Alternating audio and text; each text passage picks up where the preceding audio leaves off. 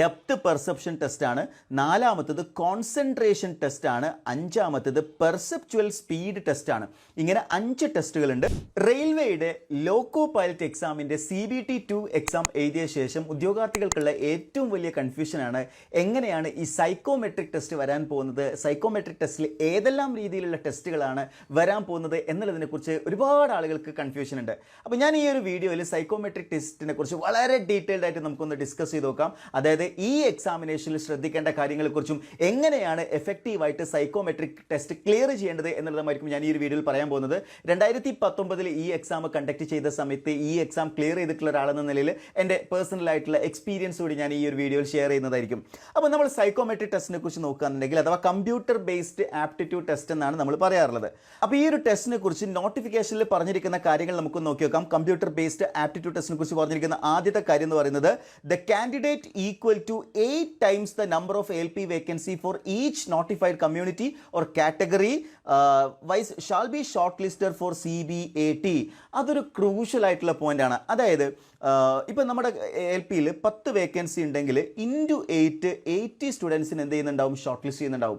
അതായത് CBT-2 exam clear ആയി എന്നുള്ളത് കൊണ്ട് നിങ്ങൾക്ക് ഒരിക്കലും എന്ത് ചെയ്യാൻ പോകുന്നില്ല, ഈ ജോലി ലഭിക്കാൻ പോകുന്നില്ല. കാരണം ALP വേക്കൻസിയുടെ 8 ടൈംസ് ആളുകൾ, ഇപ്പോൾ ഏതെങ്കിലും ഒരു സോണിൽ ഇപ്പോൾ 100 വേക്കൻസീസ് ഉണ്ടെന്ന് വിചാരിക്കുക, ഇൻറ്റു 8, അപ്പോൾ 800 സ്റ്റുഡൻസിന് എന്ത് ചെയ്യുന്നുണ്ടാവും, ഈ CBAT എക്സാമിന് ഷോർട്ട് ലിസ്റ്റ് ചെയ്യുന്നുണ്ടാവും. അപ്പോൾ അതിൽ എത്ര പേർക്കാണ് ജോലി കിട്ടാൻ പോകുന്നത്? ഈ 800ൽ 100 സ്റ്റുഡൻസിനായിരിക്കും എന്ത് ചെയ്യാൻ പോകുന്നത്, ജോലി കിട്ടുന്നത്. അതായത് 700 കുട്ടികൾ എന്ത് ചെയ്യും, ഈ ഒരു ടെസ്റ്റിൽ ഫെയിൽ ആവും. ഔട്ട് ഓഫ് 800 700 സ്റ്റുഡൻസ് ഇവിടെ ഔട്ട് ആവും. അപ്പോൾ ഇത് വളരെ ക്രൂഷ്യൽ ആയിട്ടുള്ള എക്സാം ആണ് എന്നുള്ള കാര്യം ആദ്യമേ നിങ്ങളുടെ മൈൻഡിൽ ഉണ്ടായിരിക്കണം.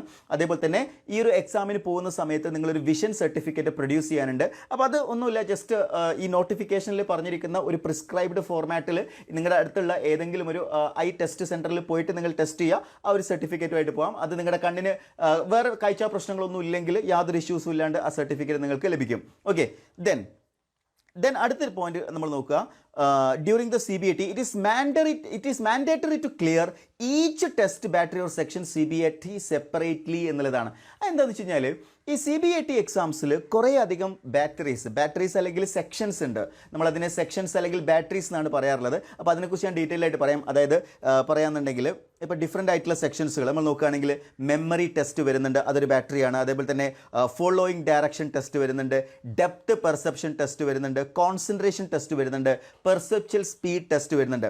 അപ്പോൾ ഇത് ഓരോ കാറ്റഗറിയാണ്. ഇതിലുള്ള ഓരോ ടെസ്റ്റും നിങ്ങൾ എന്ത് ചെയ്യണം, സെപ്പറേറ്റ് കാറ്റഗറിയിൽ വിൻ ചെയ്യണം എന്നുള്ളതാണ് ആദ്യത്തെ ക്രൈറ്റീരിയ ആയിട്ട് പറഞ്ഞിരിക്കുന്നത്. പിന്നെ CBATയുമായി ബന്ധപ്പെട്ടുള്ള ഇൻഫർമേഷൻസ് നൽകുന്ന വെബ്സൈറ്റുകൾ ഇവിടെ കൊടുത്തിട്ടുണ്ട്.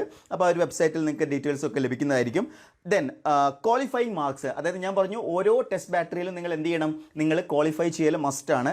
അതിൽ പറഞ്ഞിരിക്കുന്നത് T സ്കോർ എന്ന് പറയുന്നത് T score 42 marks in each test battery separately to qualify in the CBAT എന്ന് പറഞ്ഞിട്ടുണ്ട്.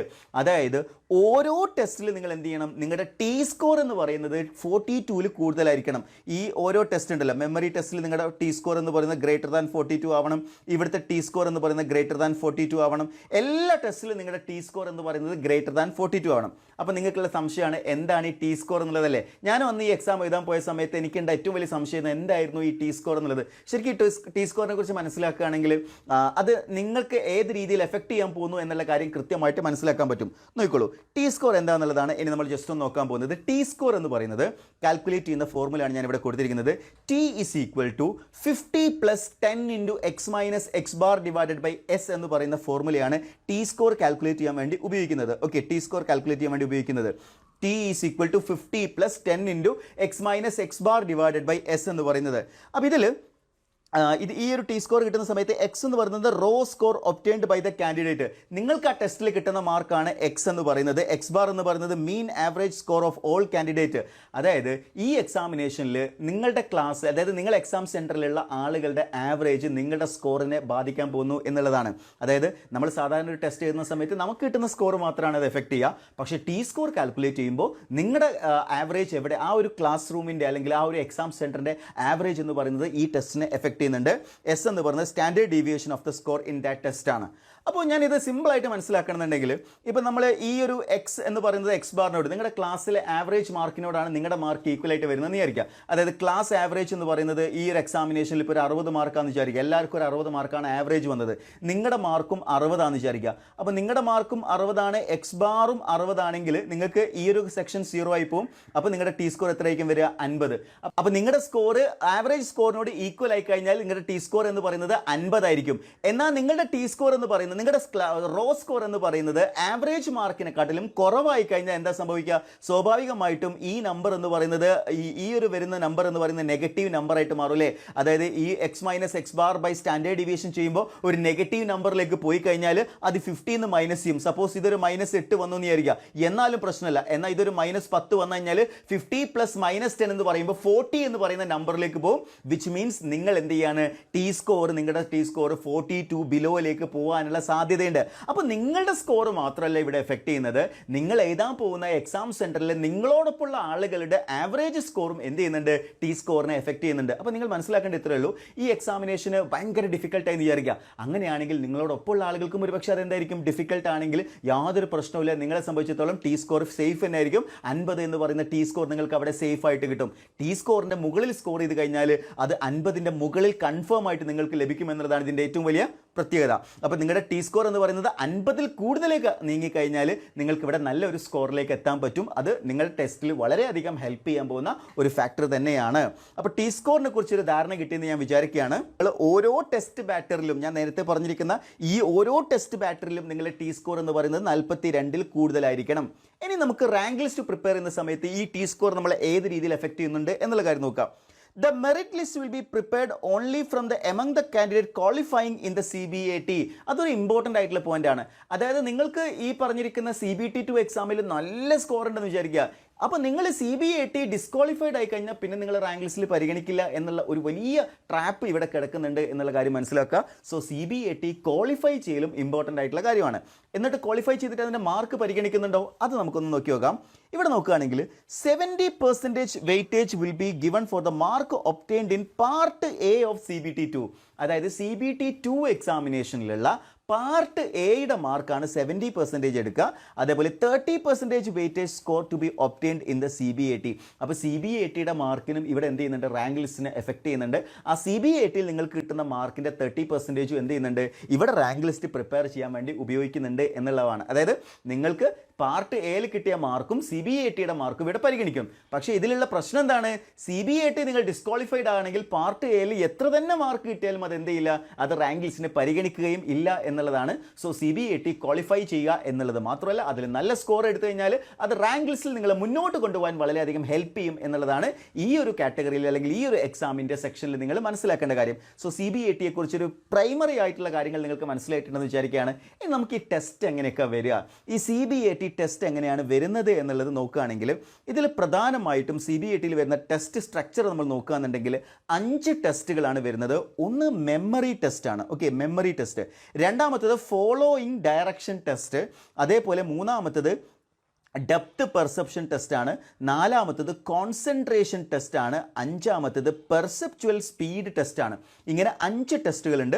ഞാൻ നേരത്തെ പറഞ്ഞ പോലെ ഈ 5 ടെസ്റ്റിലും നിങ്ങളുടെ ടി സ്കോർ എന്ന് പറയുന്നത് 42ൽ കൂടുതലാവൽ നിർബന്ധമാണ്. ഇപ്പോൾ ഈ 5 എണ്ണത്തിൽ നിങ്ങൾക്ക് നല്ല സ്കോർ ഉണ്ട്, എന്നാൽ അവസാനത്തെ ടെസ്റ്റിൽ നിങ്ങളുടെ മാർക്ക് ഒരു 30 ആയി കഴിഞ്ഞാൽ എന്താ സംഭവിക്കുക? നിങ്ങൾ ഡിസ്ക്വാളിഫൈഡ് ആയി. അപ്പോൾ എല്ലാ ടെസ്റ്റിലും എന്തായിരിക്കണം? നിങ്ങളുടെ ടി സ്കോർ എന്ന് പറയുന്നത് 42ൽ കൂടുതലായിട്ട് വരണം. ഇനി മെമ്മറി ടെസ്റ്റ് നമ്മൾ നോക്കുകയാണെങ്കിൽ ഫിഗർ മെമ്മറി ടെസ്റ്റ് വരുന്നുണ്ട്, ഫിഗർ ഫൈൻഡിങ് ടെസ്റ്റ് ഉണ്ട്, figure and number search test ഉണ്ട്, അതേപോലെ ഫിഗർ മെമ്മറി ടെസ്റ്റ് ഉണ്ട്, അതേപോലെ റെയിൽവേ ട്രാക്ക് മെമ്മറി ടെസ്റ്റ് ഉണ്ട്. അപ്പോൾ ഇതെല്ലാം മെമ്മറി ടെസ്റ്റിൽ വരുന്നതാണ്. അപ്പോൾ ഇതിൽ ക്വസ്റ്റ്യൻസുകൾ വരുന്നത് ടോട്ടൽ 24 ക്വസ്റ്റ്യൻസ് ഉണ്ടാവും. 12+12 ആയിട്ട് 2 സെക്ഷൻസ് ആയിട്ടൊക്കെ നടക്കുന്നുണ്ടാവുക. അതിൽ തന്നെ 6 മിനിറ്റ് വീതമുള്ള ടെസ്റ്റാണ് ഉണ്ടാവുക. അതെങ്ങനെയാണെന്ന് വെച്ച് കഴിഞ്ഞാൽ ഒരു 3 മിനിറ്റ് നിങ്ങൾക്ക് തരും. ആ 3 മിനിറ്റിൽ നിങ്ങൾക്ക് എന്ത് ചെയ്യുന്നുണ്ടാവും? നിങ്ങളൊരു ഡേറ്റ നോക്കിയ ശേഷം അല്ലെങ്കിൽ ഒരു പിക്ചർ നോക്കിയതിന് ശേഷം അതിലുള്ള ഡിഫറെൻ്റ് ആയിട്ടുള്ള ഫിഗേഴ്സുകൾ മെമ്മറൈസ് ചെയ്തിട്ട് അടുത്ത 3 മിനിറ്റ്സിൽ ആ ക്വസ്റ്റ്യൻസുകൾക്ക് ആൻസർ ചെയ്യുന്ന ഒരു രീതിയാണ്. നമുക്ക് ഡീറ്റെയിൽ ആയിട്ട് നോക്കാം. ഓരോ ടെസ്റ്റുകളെ കുറിച്ച് നമുക്ക് ഡീറ്റെയിൽഡ് ആയിട്ടുള്ള സെഷൻസുകൾ വരുന്നുണ്ടാവും. അതേപോലെ തന്നെ നെക്സ്റ്റ് ഫോളോയിങ് ഡയറക്ഷൻ ടെസ്റ്റ് നോക്കുകയാണെങ്കിൽ ടേബിൾ ടെസ്റ്റ്, അതിൽ ലെറ്റർ ടെസ്റ്റ് ഉണ്ട്. അതുപോലെ ഇതിൽ ഫോളോയിങ് ഡയറക്ഷനിൽ നോക്കുകയാണെങ്കിൽ ടേബിൾ ടെസ്റ്റ് നമ്പറുണ്ട്, ലെറ്ററുണ്ട്, വാച്ച് ടേബിൾ ടെസ്റ്റും ഉണ്ട്. അതേപോലെ തന്നെ ഡെപ്ത് പെർസെപ്ഷൻസ് ടെസ്റ്റിൽ നമ്മൾ നോക്കുകയാണെങ്കിൽ ബ്രിക്ക് ടെസ്റ്റ് ഉണ്ട്, കൗണ്ടിങ് ഓഫ് ഹിഡൻ ക്യൂബ്സും ഇവിടെ വരുന്ന ഒരു ടെസ്റ്റ് തന്നെയാണ്. ദെൻ കോൺസെൻട്രേഷൻ ടെസ്റ്റിലേക്ക് നമ്മൾ നോക്കുകയാണെങ്കിൽ yes or no type test ഉണ്ട്, ഡിജിറ്റ് സെർച്ച് 6 സെർച്ച് ചെയ്യുന്ന ഒരു ടെസ്റ്റ് ഉണ്ട്, ഡിജിറ്റ് സെർച്ച് 9 എന്ന് പറയുന്ന ടെസ്റ്റ് ഉണ്ട്. ദെൻ പെർസെപ്ച്വൽ സ്പീഡിലേക്ക് നോക്കുകയാണെങ്കിൽ സിമിലാരിറ്റി ടെസ്റ്റ് ഉണ്ട്, സെയിം ഫിഗർ മാച്ചിങ് ടെസ്റ്റ് ഉണ്ട്, സെയിം ഫിഗർ ഫൈൻഡിങ് ടെസ്റ്റ് ഉണ്ട്. ഇതെല്ലാം എന്താണ് ഡിഫറെൻ്റ് ആയിട്ടുള്ള പെർസെപ്ച്വൽ സ്പീഡ് ടെസ്റ്റുകളാണ്. അപ്പോൾ ഈ 5 ബാറ്ററീസ് ആണ് നമുക്ക് എന്ത് ചെയ്യാനുള്ളത്, ഈ എക്സാമിന് വേണ്ടി പഠിക്കാനുള്ളത്. അപ്പോൾ ഈ 5 ടെസ്റ്റ് ബാറ്ററികളും വളരെ എഫക്റ്റീവായിട്ട് തന്നെ പഠിച്ച്, അതായത് ഇത് പഠിക്കുക എന്ന് പറയുമ്പോൾ നിങ്ങൾ നേരത്തെ പഠിച്ച ബാക്കിയുള്ള സെക്ഷൻസിൽ, അതായത് ഇതിനോടകം നടന്ന CBT 1 CBT 2 ഒന്നും പഠിച്ച ഒരു രീതി ആയിരിക്കില്ല ഇതിന് വേണ്ടി നിങ്ങൾ ആ ഒരു സ്ട്രാറ്റജി അല്ല. അപ്പോൾ അതിനെക്കുറിച്ച് നമുക്ക് ഡീറ്റെയിൽ ആയിട്ട് ഡിസ്കസ് ചെയ്യാം. അതായത് ഞാൻ എങ്ങനെയാണ് ഈ എക്സാം ക്ലിയർ ചെയ്ത് എന്നുള്ളത് ഈ വീഡിയോയുടെ ലാസ്റ്റ് ഞാൻ ഡിസ്കസ് ചെയ്യുന്നതായിരിക്കും. അപ്പോൾ നമ്മൾ T സ്കോറിനെ കുറിച്ച് നമ്മൾ ഓൾറെഡി ഡിസ്കസ് ചെയ്ത് കഴിഞ്ഞു. ഇപ്പോൾ സെഷനിൽ പോകുന്നതിന് മുന്നേ, അപ്പോൾ പ്രാക്ടീസ് ചെയ്യുന്ന സമയത്ത് ഞാൻ ഈ പറയാൻ പോകുന്ന കാര്യങ്ങളൊക്കെ നിങ്ങൾ എന്ത് ചെയ്യുക, കൃത്യമായിട്ട് മനസ്സിലാക്കി വെക്കുക. ഒരു സെഷനിൽ നമ്മൾ അറ്റൻഡ് ചെയ്യുന്നതിന് മുന്നേ തന്നെ don't stay up all night എന്നുള്ളതാണ്. Make sure you get a good night sleep എന്നുള്ളത്. അതെന്തായി പറഞ്ഞതെന്ന് വെച്ച് കഴിഞ്ഞാൽ ഈ ടെസ്റ്റുകൾ നിങ്ങൾക്ക് മനസ്സിലായിട്ടുണ്ടാവും, വളരെ വെറൈറ്റി ആയിട്ടുള്ള ഡിഫറെൻ്റ് ആയിട്ടുള്ള യുണീക്ക് ആയിട്ടുള്ള ടെസ്റ്റുകളാണെന്ന് മനസ്സിലായിട്ടുണ്ടാവും. അപ്പോൾ ഈ ഓരോ ടെസ്റ്റുകൾ നമ്മൾ അറ്റൻഡ് ചെയ്യണമെന്നുണ്ടെങ്കിൽ നമ്മൾ വളരെ കാമായിരിക്കണം. അതേപോലെ നമ്മൾ നല്ലൊരു നൈറ്റ് സ്ലീപ്പ് കിട്ടിയിട്ട് വളരെ എനർജറ്റിക് ആയിട്ട് നിൽക്കുന്ന ഒരു സമയത്ത് മാത്രമേ നമുക്ക് എന്ത് ചെയ്യാൻ പറ്റുള്ളൂ, ഈ ടെസ്റ്റ് അറ്റൻഡ് ചെയ്ത് കഴിഞ്ഞാൽ സക്സസ്ഫുൾ ആയിട്ട് കംപ്ലീറ്റ് ചെയ്യാൻ പറ്റുള്ളൂ. അതായത് നമ്മൾ തിരക്ക് പിടിച്ച് ഓടി കിതച്ച് വന്ന് എക്സാം സെൻറ്ററിൽ പോയി ഇരുന്ന് കഴിഞ്ഞാൽ നമുക്കൊരു പക്ഷേ ഈ ടെസ്റ്റ് ഫെയിലായി പോകാനുള്ള സാധ്യത ഉണ്ട്. അപ്പോൾ നിങ്ങൾ കുറച്ച് നേരത്തെ, ഇപ്പോൾ എക്സാം സെൻറ്ററിൽ 1 മണിക്കൂറൊക്കെ നേരത്തെ തന്നെ പോയി അവിടെ എത്തിക്കുക. അതേപോലെ തന്നെ വളരെ കാമായിട്ട് റിലാക്സ്ഡ് ആയിട്ട്, തിരക്ക് പിടിച്ച് ഓടുക അല്ലെങ്കിൽ ടെൻഷൻ അടിച്ചിട്ട് അങ്ങോട്ടും ഇങ്ങോട്ടും നടക്കുക, അതൊന്നുമല്ല. വളരെ കാം ആൻഡ് റിലാക്സ്ഡ് ആയിട്ട് എക്സാം സെൻറ്ററിൽ എത്തണം. തലേന്ന് രാത്രിയത്തെ സ്ലീപ്പ് വളരെ ഇമ്പോർട്ടൻ്റ് ആണ്. പല ആളുകളും ചെയ്യുന്ന മിസ്റ്റേക്ക് എന്ന് പറയുന്നത് രാത്രി ഉറങ്ങാതെ ട്രെയിനിലൊക്കെ ആയിരിക്കും ഇതുണ്ടാകുക, എന്നിട്ട് രാവിലെ എത്തുന്ന രീതിയിലായിരിക്കും അവർ യാത്ര ഷെഡ്യൂൾ ചെയ്തിട്ടുണ്ടാവുക. അതൊന്നും അല്ല വേണ്ടത്. രാത്രി നല്ല രീതിയിൽ ഒരു സ്മൂത്ത് ആയിട്ടൊരു 6-7 മണിക്കൂർ 8 മണിക്കൂറൊക്കെ ഒരു സ്ലീപ്പ് നമുക്ക് അവിടെ കിട്ടണം. And then give you plenty of time to reach examination centre. അത് ഞാൻ നേരത്തെ പറഞ്ഞ കാര്യമാണ്. ഒരുപാട് തിരക്ക് പിടിച്ച് എക്സാം സെൻറ്ററിലേക്കൊക്കെ പോയി കഴിഞ്ഞാൽ നമുക്ക് ടെൻഷൻ ആയിരിക്കും. ആ ടെൻഷൻ നമ്മൾ എന്ത് ചെയ്യും, ഈ ടെസ്റ്റിൽ പിന്നോട്ട് വലിക്കും. അപ്പോൾ ഇവിടെ കാം ആയിട്ടുള്ള റിലാക്സ്ഡ് ആയിട്ടുള്ള ഒരു പേഴ്സണാലിറ്റിക്ക് മാത്രമേ എന്ത് ചെയ്യാൻ പറ്റുള്ളൂ, ഈ ടെസ്റ്റ് കവർ ചെയ്തെടുക്കാൻ പറ്റുള്ളൂ എന്നുള്ളതാണ് ആദ്യത്തെ പോയിന്റ് എന്ന് പറയുന്നത്. അപ്പോൾ ഇനി സെഷൻസിൽ നമ്മൾ നോക്കുകയാണെങ്കിൽ എന്താണ് ഏറ്റവും അധികം ശ്രദ്ധിക്കേണ്ടതെന്ന് ചോദിച്ചു കഴിഞ്ഞാൽ listen carefully to the instruction എന്ന് പറയുന്നത് തന്നെയാണ്. അതായത് ഓരോ ടെസ്റ്റിനെ കുറിച്ചും കുറേ ഇൻസ്ട്രക്ഷൻസ് തരുന്നുണ്ടാവും, അത് കൃത്യമായിട്ട് മനസ്സിലാക്കണം. അത് ഓരോ ടെസ്റ്റ് നമുക്ക് അറിയാമെന്ന് വിചാരിച്ച് ഇങ്ങനെ ഓവർ കോൺഫിഡൻസ് കാണിക്കരുത്. ഇപ്പോൾ ഞാൻ ഈ ടെസ്റ്റുകളെ കുറിച്ചൊക്കെ പറയുമ്പോൾ ഓരോ ടെസ്റ്റ് പറയുമ്പോൾ ആ ടെസ്റ്റുകൾ പഠിച്ചിട്ട് ഇത് നമുക്ക് അറിയാവുന്ന ടെസ്റ്റ് അല്ലേ, അതിലുള്ള ഇൻസ്ട്രക്ഷൻ നിങ്ങൾ വായിച്ചു നോക്കണം എന്തൊക്കെയാണ് പറഞ്ഞിരിക്കുന്നത് എന്നുള്ളത്. ദെൻ അതിൽ പറഞ്ഞ പോലെയുള്ള കാര്യങ്ങളാണ് ചെയ്യേണ്ടത്. നിങ്ങളുടേതായിട്ടുള്ള ഒരു ഇന്നോവേഷൻസും അവിടെ ചെയ്യരുത്. Then don't hesitate to ask questions. നിങ്ങൾക്ക് നിങ്ങളോട് തന്നെ സംശയം ഉണ്ടെങ്കിൽ അത് ചോദിച്ച് ക്ലിയർ ചെയ്യാവുന്നതാണ്. Think about each question before answering. അപ്പോൾ നിങ്ങൾ ഓരോ ക്വസ്റ്റ്യനും കൃത്യമായിട്ടുള്ള തിങ്ക് ചെയ്തിട്ട് മാത്രമേ ആൻസറിലേക്ക് പോകാൻ പറ്റുള്ളൂ. And work quickly and accurately as most test have short time lines. ഇതൊരു വലിയ പോയിന്റാണ്. അതായത് ഈ എക്സാമിനേഷൻ്റെ ഒരു പ്രധാന പ്രത്യേകത എന്ന് പറയുന്നത് ഇവിടെ നെഗറ്റീവ് മാർക്കും അങ്ങനത്തെ കാര്യങ്ങളൊന്നും വരുന്നില്ല കേട്ടോ. ഈ എക്സാമിൽ നെഗറ്റീവ് മാർക്കൊന്നും വരുന്നില്ല.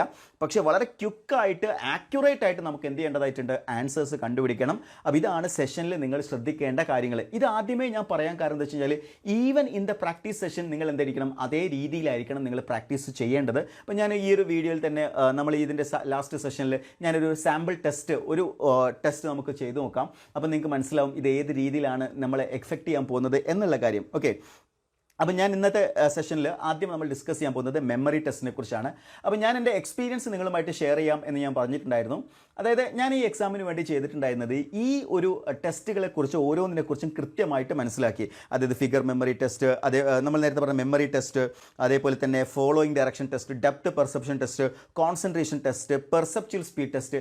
ഈ ടെസ്റ്റുകൾ ആദ്യം എന്താണെന്നുള്ളത് കൃത്യമായിട്ട് മനസ്സിലാക്കി.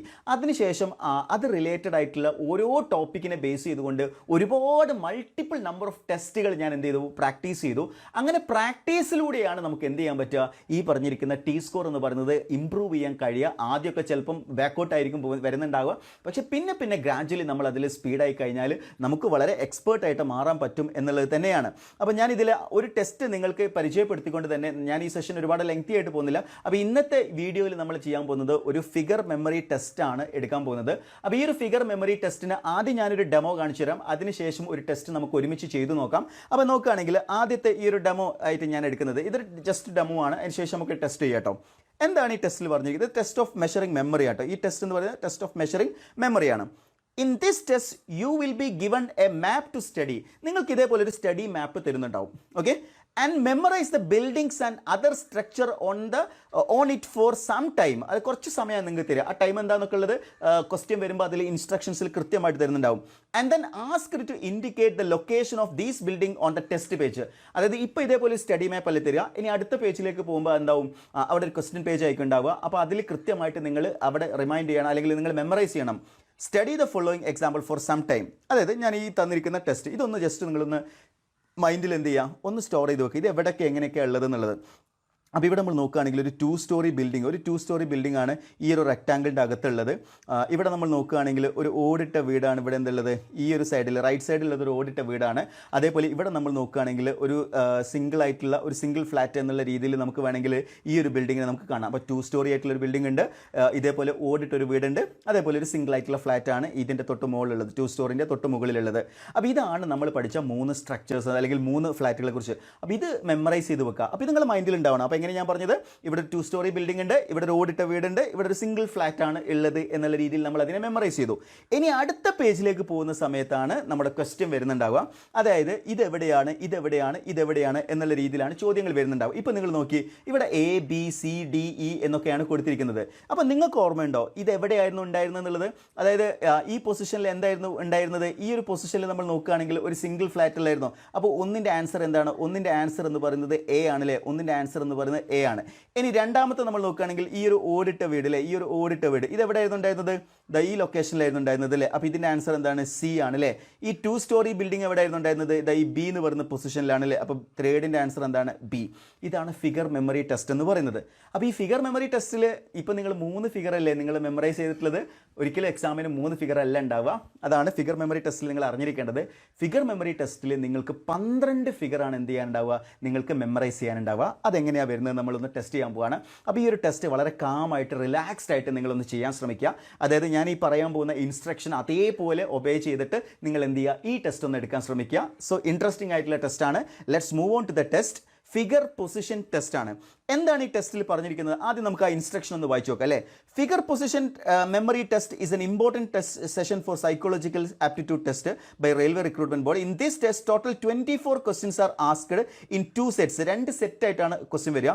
Each set consist of 12 question and 4 minutes are allocated to solve, which include the time of colouring the answer sheet too. നിങ്ങൾക്ക് ഇവിടെ കളർ ചെയ്യേണ്ട കാര്യമില്ല. നിങ്ങൾക്ക് എന്താണ് ഒബ്ജക്റ്റീവ് ആയിട്ടുള്ളത്, ഓൺലൈൻ ആയിട്ടുള്ള ടെസ്റ്റ് ആകുന്ന സമയത്ത് ജസ്റ്റ് എന്ത് ചെയ്യാണ്, ടിക്കിടേണ്ട ആവശ്യം വരുന്നുള്ളൂ. Every set consists of 2 pages. 2 page ഉണ്ടാവും. The first page is memory page which has 12 picture placed on different positions. അതായത് 12 പിക്ചേഴ്സ് ആയിരിക്കും നിങ്ങൾക്ക് തരുന്നുണ്ടാവുക. Examinee has to memorize them, picture or shape with their location. നമ്മൾ ആ പിക്ചേഴ്സും അതിൻ്റെ ലൊക്കേഷനും നമ്മൾ അതിനെ മെമ്മറൈസ് ചെയ്യണം. ഇൻ ദ നെക്സ്റ്റ് 2 മിനിറ്റ്സിൽ ഇപ്പോൾ 2 മിനിറ്റ്സ് ആണ് നിങ്ങൾക്ക് തരിക ഇതൊക്കെ മെമ്മറൈസ് ചെയ്യാൻ. എത്ര 12 ഫിഗേഴ്സ് മെമ്മറൈസ് ചെയ്യാൻ 2 മിനിറ്റ്സ് ആണ് കിട്ടുന്നത്. And then in the next 2 minutes examinee has to find the location of the picture based on the memory. The letter printed on the place of the picture is your answer. ഞാൻ നേരത്തെ പറഞ്ഞ പോലെ തന്നെ അവിടെ ഓരോ ലെറ്റേഴ്സുകളായിരിക്കും ഉണ്ടാവുക. ആ ലെറ്റേഴ്സുകൾ നിങ്ങൾ കണ്ടെത്തണം. അപ്പോൾ ഇങ്ങനെ 2 സെറ്റ് 12 + 12 24 ക്വസ്റ്റ്യൻസ് ആണ്. അതിൻ്റെ ടൈം നമ്മൾ നോക്കുകയാണെങ്കിൽ 4+4 ആണ്. അതായത് 4+4 എന്ന് പറയുമ്പോൾ 2 മിനിറ്റ് മെമ്മറൈസ് ചെയ്യാനും 2 മിനിറ്റ് എന്താണ് ആൻസർ ചെയ്യാനുമാണ് വരുന്നുണ്ടാവുക. Yes, then the allotted time for 8 minute is includes of the time consumed in colouring the answer. ഇവിടെ അത് വിഷയമാക്കേണ്ട കാര്യമില്ല. ഓൺലൈനായിട്ട് എടുക്കുമ്പോൾ ആ ഒരു കളറിംഗ് എന്ന് പറയുന്ന വിഷയം വരുന്നില്ല. No extra time is allotted for എന്നുള്ളതാണ് ഈ പറഞ്ഞിട്ട് കളറിങ്ങിന് കൊടുക്കില്ല എന്നൊക്കെ പറഞ്ഞിട്ടുണ്ട്. യെസ്, അപ്പോൾ ഈ ഒരു ടെസ്റ്റ് നമുക്കൊന്ന് ചെയ്തു നോക്കാം. അതായത് നിങ്ങൾ മനസ്സിലാക്കേണ്ടത് ഈ ടെസ്റ്റിൽ നിങ്ങൾക്ക് 2 മിനിറ്റ് ടൈമാണ് എന്ത് ചെയ്യുന്നത്, ഈ ഒരു ടെസ്റ്റിൽ നിങ്ങൾക്ക് മെമ്മറൈസ് ചെയ്യാനുള്ളത്. അപ്പോൾ നിങ്ങൾ കൃത്യമായിട്ടുള്ള ഒരു ടൈമർ വെച്ചുകൊണ്ട് തന്നെ നിങ്ങൾക്ക് എന്ത് ചെയ്യാം, സ്റ്റാർട്ട് ചെയ്യാം. സ്റ്റാർട്ട് ചെയ്യുന്ന സമയത്ത് നിങ്ങളുടെ മൈൻഡിൽ ഉണ്ടാവുന്നത് നെക്സ്റ്റ് 2 മിനിറ്റ്സിൽ നിങ്ങൾ എന്ത് ചെയ്യണം, ഈ ഫിഗേഴ്സിൽ എല്ലാ ഫിഗേഴ്സും നിങ്ങൾ എന്ത് ചെയ്യണം, നിങ്ങൾ മെമ്മറൈസ് ചെയ്യണം. ആൻഡ് ദെൻ നിങ്ങൾക്ക് അടുത്ത 2 മിനിറ്റിൽ ചോദ്യങ്ങൾ വരുന്നുണ്ടാവും. ഓക്കെ, സോ നമ്മൾ നോക്കുകയാണെന്നുണ്ടെങ്കിൽ ഏതെല്ലാം രീതിയിലുള്ള ഫിഗേഴ്സുകളാണ് വന്നിരിക്കുന്നത് എന്ന് നമുക്ക് നോക്കാം. അപ്പോൾ ഈ ഫിഗേഴ്സ് വളരെ സിമിലർ ആയിട്ടുള്ള ഫിഗേഴ്സ് ഒക്കെ വന്നിട്ടുണ്ട് അല്ലേ. ഒരേ ഒരേപോലെ തോന്നിക്കുന്ന ഫിഗേഴ്സൊക്കെ ഇവിടെ വന്നിട്ടുണ്ട്. അപ്പോൾ എന്തെങ്കിലുമൊക്കെ ഡിഫറൻസുകൾ നമ്മൾ എന്ത് ചെയ്യണം, നമ്മൾ നോട്ടീസ് ചെയ്തിട്ട് വേണം ഇത് മെമ്മറൈസ് ചെയ്യാൻ. കാരണം ഇതൊക്കെ നമ്മൾ നോക്കുകയാണെങ്കിൽ ഈ ഒരു ഫിഗർ 1, 2, 3 ഈ 4 ഫിഗേഴ്സൊക്കെ ഒരേ പാറ്റേണിൽ തോന്നുന്നുണ്ട് അല്ലേ. പക്ഷേ ഇതിൽ നമ്മൾ നോക്കുകയാണെങ്കിൽ ഇവിടെ വളരെ സ്റ്റഡി ആയിട്ടുള്ള ഒരു ഭാഗമാണ് വന്നിരിക്കുന്നത്. ഇവിടെ നമ്മൾ നോക്കുകയാണെങ്കിൽ ജസ്റ്റ് ഇവിടെ താഴെ ഭാഗത്ത് ഒരു കർവ് മാത്രമാണുള്ളത്. ഇവിടെ നമ്മൾ നോക്കുകയാണെങ്കിൽ ഇവിടെ 3 കർവ് വന്നിട്ടുണ്ട്. ഇവിടെ നമ്മൾ നോക്കുകയാണെങ്കിൽ ഇവിടെ 3 കർവ് വന്നിട്ടുണ്ട് അല്ലേ. ഇവിടെ 3 കർവ് ഉണ്ട്, പക്ഷേ ഇവിടെ എന്തുണ്ട്, 3 കമാനങ്ങൾ പോലുള്ള ഭാഗങ്ങൾ എന്ത് ചെയ്തിട്ടുണ്ട്, ഇവിടെ വന്നിട്ടുണ്ട്. അപ്പോൾ അങ്ങനെ ഓരോ കാര്യങ്ങൾ കൃത്യമായിട്ട് നമ്മൾ മെമ്മറൈസ് ചെയ്യണം. അപ്പോൾ ഇവിടെ ഒന്നുമില്ല, ഇവിടെ ഒരെണ്ണം ഉണ്ട്, ഇവിടെ 3 എണ്ണം ഉണ്ട്, ഇവിടെ എന്താണ് 3 കമാനങ്ങൾ വന്നിട്ടുണ്ട്. അപ്പോൾ 4 ഫിഗർ മെമ്മറൈസ് ആയല്ലോ. ദെൻ ഇവിടെ നമ്മൾ നോക്കുകയാണെങ്കിൽ 2 സെറ്റ് ഫ്ലാറ്റുകളാണല്ലേ വന്നിരിക്കുന്നത്. ഡിഫറെൻറ്റ് ഹൈറ്റുള്ള 2 ഫ്ലാറ്റുകൾ, ഒരേ ഹൈറ്റിലുള്ള 2 ഫ്ലാറ്റുകളാണ് ഈ ഒരു സെക്ഷനിൽ വന്നിരിക്കുന്നത്. ഇവിടെ 2 ഡിഫറെൻറ്റ് ഹൈറ്റുള്ള ഫ്ലാറ്റുകളാണ് വന്നിരിക്കുന്നത്. ഇവിടെ ഒരു ഓടിട്ട വീട് വന്നിട്ടുണ്ട് അല്ലേ. ഇവിടെ ഒരു ഓടിട്ട വീടുമാണ് വന്നിരിക്കുന്നത്. ഇപ്പോൾ നമ്മൾ ഏകദേശം 10 ഫിഗേഴ്സ് നമ്മൾ ഇതിനോട് ഇപ്പോൾ നമ്മൾ ടോട്ടൽ നമ്മളിപ്പോൾ 7 ഫിഗേഴ്സ് നമ്മൾ മെമ്മറൈസ് ചെയ്ത് കഴിഞ്ഞു അല്ലേ. അപ്പോൾ ഞാൻ എങ്ങനെയൊക്കെ പറഞ്ഞിട്ടുള്ളത്, ഇവിടെ ഒരെണ്ണം പോലും ഇല്ല, ഇവിടെ ഒരു ചെറിയ കർവ് മാത്രമുണ്ട്, ഇവിടെ ഒരു കർവുണ്ട്, ഇവിടെ 3 കർവുണ്ട്, ഇവിടെ 2 കമാനങ്ങൾ ഉള്ള ഒരു രീതിയിലാണ് ബിൽഡിംഗ് വന്നിട്ടുള്ളത് എന്ന് മനസ്സിലാക്കാൻ പറ്റും. ആൻഡ് ദെൻ നമ്മൾ അങ്ങനെ ഓരോ സെക്ഷൻസും നമ്മൾ പഠിച്ചു വെക്കണം കേട്ടോ. ഓരോ സെക്ഷൻസുകൾ നമ്മൾ പഠിച്ചു വെക്കണം. അതേപോലെ തന്നെ ഇവിടെ നമ്മൾ നോക്കുകയാണെന്നുണ്ടെങ്കിൽ ഇവിടെയും ഓടിട്ടൊരു വീടാണ്, പക്ഷേ ഇതിൻ്റെ ഓടിൻ്റെ ഭാഗം വൈറ്റ് ആണെന്ന് വിചാരിച്ചാൽ മതി. ഓടിട്ടൊരു വീട് തന്നെയാണിത്, പക്ഷേ ഓടിൻ്റെ ഭാഗം എന്താണ്, വൈറ്റ് ആണുള്ളത്. ദെൻ ഇവിടെ നമ്മൾ നോക്കുകയാണെന്നുണ്ടെങ്കിൽ ഒരു ഈ ഒരു പറഞ്ഞ രീതിയിലുള്ള ഒരു ഷേപ്പാണ് വന്നിരിക്കുന്നത്. ഒരു ട്രക്ക് പോലെ അല്ലെങ്കിൽ ഒരു എന്താ പറയുക, ഒരു ഉന്തുവണ്ടി പോലുള്ള രീതിയിലുള്ള ഒരു സ്ട്രക്ചറാണ് ഇവിടെ വന്നിരിക്കുന്നത് എന്ന് കാണാൻ പറ്റുന്നുണ്ട്. ആൻഡ് എഗെയിൻ ഇവിടെ ഒരു 2 സ്റ്റോറി ബിൽഡിംഗ് ഉണ്ട് അല്ലേ. ഒരു 2 സ്റ്റോറി ബിൽഡിംഗ് ആണ്, ഒരു 2 സ്റ്റോറി ഹോം ആണ് ഇവിടെ താഴെ വന്നിരിക്കുന്നത്. എഗെയിൻ ഇതേ ബിൽഡിങ്ങിൻ്റെ ഇതേ ഉന്തുവണ്ടിൻ്റെ തൊട്ട് താഴെയായിട്ട് എന്ത് വന്നിട്ടുണ്ട്, ഇവിടെ ഒരു ഈ രീതിയിലുള്ള, അതായത് ചെറിയ 2 കമാനങ്ങൾ മാത്രമുള്ള എന്നാൽ താഴെ 3 കർവുള്ള രീതിയിലുള്ള ഒരു സാധനം അല്ലേ. അപ്പോൾ ഇത് ഈ 3-4 ഫിഗേഴ്സ് കുറച്ചൊന്ന് കൺഫ്യൂസിംഗ് ആണ്, അതായത് ഒരേപോലെ വന്നിട്ടുണ്ട്. അപ്പോൾ എന്തെങ്കിലും ഒരു ഡിസിമിലാരിറ്റീസ് നമ്മൾ അവിടെ കണ്ടുപിടിച്ചുകൊണ്ട് വേണം ഇത് ചെയ്യാൻ. അതായത് ഇവിടെ പ്ലെയിൻ ആയിട്ടുള്ളതാണ്, ഇവിടെ 1, ഇവിടെ 3 എണ്ണം തന്നെയാണ്, ഇവിടെയും 3 എണ്ണം ഉണ്ട്. ഈ 3 എണ്ണത്തിൽ 3 എണ്ണം വന്നിട്ടുണ്ട്. പക്ഷേ അതിൽ വ്യത്യാസങ്ങൾ നോക്കുകയാണെങ്കിൽ ഇതിൽ ഒരെണ്ണമാണ് വന്നിട്ടുള്ളത്, ഇതിൽ 2 കമാനങ്ങൾ വന്നിട്ടുണ്ട്, ഇവിടെ 3 കമാനങ്ങൾ വന്നിട്ടുണ്ട് അല്ലേ. സോ ആ 10 ഫിഗേഴ്സ് നമ്മളിപ്പോൾ എന്തായിട്ടുണ്ട്, മെമ്മറൈസ് 12 ഫിഗേഴ്സ് നമ്മൾ എന്ത് ചെയ്തിട്ടുണ്ട്, മെമ്മറൈസ് ചെയ്തിട്ടുണ്ട്. അതായത് ഞാൻ ഒന്നുകൂടി ജസ്റ്റ് ഒന്ന് പറയാണ് ഏതൊക്കെ രീതിയിലാണ് നമ്മൾ മെമ്മറൈസ് ചെയ്തത്. ഈ റൈറ്റ് കോർണറിൽ വന്നിരിക്കുന്നതിൽ ഒരു കർവ് പോലും വന്നിട്ടില്ല. ഇവിടെ ഒരു കർവുള്ള ഒരു ഫിഗറാണ് വന്നിട്ടുള്ളത്, ഇവിടെ 3 കർവുള്ള ഫിഗറാണ് വന്നിരിക്കുന്നത്. പിന്നെ ഇവിടെ ഒരു 2 ഡിഫറെൻറ്റ് ഹൈറ്റുള്ള ഫ്ലാറ്റ് ഉണ്ട്, ഒരേ ഹൈറ്റുള്ള ഫ്ലാറ്റ് ഉണ്ട്, ഒരു ഓടിട്ട വീടുണ്ട്. ദെൻ ഈ സെൻട്രൽ പോർഷനിൽ നമ്മൾ നോക്കുകയാണെങ്കിൽ വൈറ്റ് ഓടിട്ടുള്ളൊരു വീടുണ്ട്. അതേപോലെ തന്നെ ഈ ഭാഗത്ത് നമ്മൾ നോക്കുകയാണെന്നുണ്ടെങ്കിൽ ഇവിടെ ഒരു എന്താ പറയുക, ഒരു ഈ പറഞ്ഞ പോലെ തന്നെ ഒരു ലോറി പോലത്തെ ഒരു ഉന്തുവണ്ടി പോലത്തെ ഒരു സ്ട്രക്ചറാണ്. ഇവിടെ നമ്മൾ നോക്കുകയാണെങ്കിൽ 2 കമാനങ്ങളാണ് മുകൾ ഭാഗത്തുള്ളത്. ഇതിൻ്റെ നമ്മൾ മുകൾ ഭാഗം നോക്കിയാൽ മതി, 1, 2, 3 അല്ലേ, 1, 2, 3. ഇവിടെ എന്താ ഉള്ളത്, 2 സ്റ്റോറി ബിൽഡിംഗ് ആണ്. ഇവിടെ ഇതേപോലെ തന്നെ ഒരു 2 കമാനങ്ങളാണ് വന്നിരിക്കുന്നത്. അപ്പോൾ ഇത്രയും ഫിഗേഴ്സ് നമ്മൾ എന്ത് ചെയ്യണം, 2 മിനിറ്റ്സിൽ. ഇപ്പോൾ ഞാൻ ആദ്യത്തെ ക്വസ്റ്റ്യൻ ആയതുകൊണ്ടാണ് കുറച്ചൊരു ടൈം എടുത്തിട്ടുള്ളത്. നിങ്ങൾക്ക് വേണമെങ്കിൽ ഈ ടെസ്റ്റ് 2 മിനിറ്റിൽ തന്നെ നിങ്ങളുടേതായിട്ടുള്ള രീതിയിൽ നിങ്ങൾക്ക് എന്ത് ചെയ്യാൻ ശ്രമിക്കാം, മെമ്മറൈസ് ചെയ്യാൻ ശ്രമിക്കാം. എന്നിട്ട് ഈ ഫിഗേഴ്സ് എല്ലാം മെമ്മറൈസ് ആയി കഴിഞ്ഞാലാണ് നമ്മൾ എന്ത് ചെയ്യും, വെറും 2 മിനിറ്റ് എടുക്കാൻ പാടുള്ളൂ കേട്ടോ. ഞാനിപ്പോൾ വീഡിയോയിൽ പറഞ്ഞ സമയത്ത് 2-ലധികം മിനിറ്റ് എടുത്തിട്ടുണ്ടാവും. ബട്ട് നമ്മൾ at the time of session നമുക്ക് വെറും 2 മിനിറ്റ് ആണ് ലഭിക്കുക. അപ്പോൾ ആ 2 മിനിറ്റിനുള്ളിൽ നമ്മൾ ഇതെല്ലാം മെമ്മറൈസ് ചെയ്ത് എടുക്കണം. അപ്പോൾ ഇതാണ് എന്ത് ചെയ്തിട്ടുള്ളത്, ഇതിലെ ക്വസ്റ്റ്യൻസ് ആയിട്ട് വന്നിട്ടുള്ളത്. അപ്പോൾ ഓരോ സെക്ഷൻസിലും നമ്മൾ എന്ത് ചെയ്യണം, നമുക്ക് അറിയാവുന്ന ആൻസേഴ്സുകൾ നമ്മൾ എന്ത് ചെയ്യണം, നമ്മൾ കണ്ടെത്തുക എന്നുള്ളത് വളരെ ഇമ്പോർട്ടൻ്റ് ആയിട്ടുള്ള കാര്യമാണ്. അപ്പോൾ നിങ്ങൾ ജസ്റ്റ് ഒന്ന് ഇതിൻ്റെ ആൻസേഴ്സ് എന്ത് ചെയ്യുക, വീഡിയോയുടെ താഴെ ഒന്ന് കമൻറ്റ് ചെയ്യട്ടോ. അതായത് നമ്മൾ ഈ സെഷൻസിൽ ചെയ്തിരിക്കുന്ന വീഡിയോൻ്റെ താഴെ നിങ്ങളൊന്ന് കമൻറ്റ് ചെയ്യുക ഓരോ ക്വസ്റ്റിനും നിങ്ങൾക്ക് കിട്ടിയിരിക്കുന്ന ആൻസേഴ്സ് എന്ന് പറയുന്നത്. ഇപ്പോൾ നമ്മൾ നോക്കുകയാണെന്നുണ്ടെങ്കിൽ ഈ ഫ്ലാറ്റുകൾ എവിടെയാണ് വരുന്നത്, അതേപോലെ ഒരു കമാനം പോലും ഇല്ലാത്ത ഈ 12ാമത്തത് ഈ ഒരു പൊസിഷനിലല്ലേ വന്നിട്ടുണ്ടായിരുന്നത്. അപ്പോൾ ഇതേപോലെ ഓരോ ഫിഗർ, ഇനി ഒരെണ്ണം വന്നിട്ടുള്ളത് ഈ ഡി എന്ന് പറയുന്ന പൊസിഷനിലായിരുന്നില്ലേ വന്നിട്ടുണ്ടായിരുന്നത്. ഇവിടെ 2 ഡിഫറെൻറ്റ് ഹൈറ്റുള്ള ഫ്ലാറ്റ് വന്നിട്ടുണ്ടായിരുന്നു അല്ലേ. ഇവിടെ എന്താണ്, ഒരേ ഹൈറ്റിലുള്ള ഫ്ലാറ്റ് വന്നിട്ടുണ്ടായിരുന്നു അല്ലേ. അങ്ങനെ നമ്മൾ ഓരോ ഫിഗേഴ്സും നമ്മൾ എന്ത് ചെയ്യണം, നമ്മൾ മെമ്മറൈസ് ചെയ്തിട്ട് നമ്മുടെ ആൻസേഴ്സ് നിങ്ങൾ എന്ത് ചെയ്യുക, വീഡിയോയുടെ താഴെ ഒന്ന് കമൻറ്റ് ചെയ്യുക. അപ്പോൾ ഈ രീതിയിലുള്ള ടെസ്റ്റുകളാണ് വരുന്നത്. അപ്പോൾ ഞാൻ ഇതിൽ ഈ ടെസ്റ്റിൽ ഞാൻ അവലംബിച്ചിട്ടുള്ള രീതി എന്ന് പറയുന്നത് എൻ്റേതായിട്ടുള്ള ഒരു യുണീക്ക് ആയിട്ടുള്ള വേയിൽ പല കാര്യങ്ങളും എനിക്ക് കണക്ട് ചെയ്യാൻ പറ്റുന്ന രീതിയിലാണ്. പക്ഷേ നിങ്ങൾക്ക് വേറെ രീതിയിലായിരിക്കും ഇത് എന്ത് ചെയ്യാൻ പറ്റുന്നുണ്ടാവുക, കണക്ട് ചെയ്യാൻ പറ്റുന്നുണ്ടാവുക. അപ്പോൾ ഇതേപോലെ ടെസ്റ്റുകൾ പ്രാക്ടീസ് ചെയ്യുമ്പോൾ നിങ്ങൾക്ക് എന്ത് ചെയ്യാൻ പറ്റും, ഇതുപോലുള്ള എക്സാംസുകൾ നമുക്ക് ഇൻട്രസ്റ്റിംഗ് ആയിട്ടുള്ള ഇതേപോലുള്ള ക്വസ്റ്റ്യൻസുകൾ, നമുക്ക് ഒരുപാട് ക്വസ്റ്റ്യൻസുകൾ പ്രാക്ടീസ് ചെയ്യണം, ഒരുപാട് സെറ്റുകൾ നമുക്ക് എന്ത് ചെയ്യേണ്ടതായിട്ടുണ്ട്, പ്രാക്ടീസ് ചെയ്യേണ്ടതായിട്ടുണ്ട്. അപ്പോൾ ഈ ഒരു സെഷൻ എന്ന് പറയുന്നത് കൃത്യമായിട്ട് കഴിഞ്ഞ പ്രാവശ്യത്തെ ALP എക്സാമിന് അപ്ലൈ ചെയ്ത ഒരാളെന്ന നിലയിൽ ആ എക്സാം ക്ലിയർ ചെയ്ത ചെയ്ത ഒരാളെന്ന നിലയിൽ എൻ്റെ എക്സ്പീരിയൻസിൻ്റെ ബേസിലാണ് ഞാൻ എന്ത് ചെയ്തിട്ടുള്ളത് ഈ ക്ലാസ് എടുത്തിട്ടുള്ളത്. അപ്പം നമ്മൾ ഒരുപാട് പേരുടെ റിക്വസ്റ്റിൻ്റെ ബേസിൽ നമ്മൾ എന്ത് ചെയ്യുകയാണ്, എൻട്രിയിൽ CBAT അഥവാ കമ്പ്യൂട്ടർ ബേസ്ഡ് ആപ്റ്റിറ്റ്യൂഡ് ടെസ്റ്റിന് സൈക്കോമെട്രിക് ടെസ്റ്റിന് വേണ്ടിയിട്ട് ഒരു സ്പെഷ്യൽ ബാച്ച് നമ്മൾ അനൗൺസ് ചെയ്യുകയാണ്. അപ്പോൾ ഈ ഒരു ബാച്ചിലെ മുഴുവൻ ക്ലാസ്സുകളും ഹാൻഡിൽ ചെയ്യുന്നുണ്ടാവുക ഞാൻ തന്നെയായിരിക്കും. മുഴുവൻ ക്ലാസ്സുകളും നിങ്ങൾക്ക് വേണ്ടി ഈ ഒരു സെക്ഷനിൽ ഞാൻ എടുക്കുന്നുണ്ടാവും. അപ്പോൾ ALPയുടെ CBT 1 CBT 2 എനിക്ക് ഇൻവോൾവ് ചെയ്യാൻ പറ്റിയിട്ടില്ല, എൻ്റെ ക്ലാസ്സസ് എടുത്തിട്ടില്ല. ബട്ട് CBATലെ മുഴുവൻ ക്ലാസ്സുകൾ ഞാൻ തന്നെയായിരിക്കും ഹാൻഡിൽ ചെയ്യുന്നുണ്ടാവുക. സോ എൻട്രിയുടെ CBAT ബാച്ചിൽ ജോയിൻ ചെയ്യാൻ താല്പര്യമുള്ള ഉദ്യോഗാർത്ഥികളുണ്ടെങ്കിൽ താഴെ കൊടുത്തിരിക്കുന്ന ഗൂഗിൾ ഫോം ഒന്ന് ഫില്ല് ചെയ്യുക. അതുപോലെ സ്ക്രോൾ ചെയ്തുകൊണ്ടിരിക്കുന്ന നമ്പറിൽ കോൺടാക്ട് ചെയ്താൽ നിങ്ങൾക്ക് ഈ ബാച്ചിൽ ജോയിൻ ചെയ്യാവുന്നതാണ്. സോ ഈ ബാച്ച് എന്ന് പറയുന്നത് എക്സ്ക്ലൂസീവ്ലി ഫോർ സൈക്കോമെട്രിക് ടെസ്റ്റ് ആയിരിക്കും. അപ്പോൾ ഈ ഒരു ടെസ്റ്റ് സക്സസ്ഫുള്ളി കംപ്ലീറ്റ് ആകുന്നത് വരെ ഈ ഒരു ബാച്ചിൽ നിങ്ങൾക്കിപ്പോൾ ക്ലാസ് എടുക്കാൻ ഞാനുണ്ടാവും. ലൈവായിട്ടും റെക്കോർഡായിട്ടും ഒക്കെ സെഷൻസുകളായിരിക്കും നിങ്ങൾക്ക് ലഭിക്കാൻ പോകുന്നത്. സോ കൂടുതൽ അറിയുന്നതിന് വേണ്ടിയും ബാച്ചിൽ ജോയിൻ ചെയ്യുന്നതിന് വേണ്ടിയും താഴെ കൊടുത്തിരിക്കുന്ന ഗൂഗിൾ ഫോം ഒന്ന് ഫില്ല് ചെയ്യുക. That's all for today. Thank you.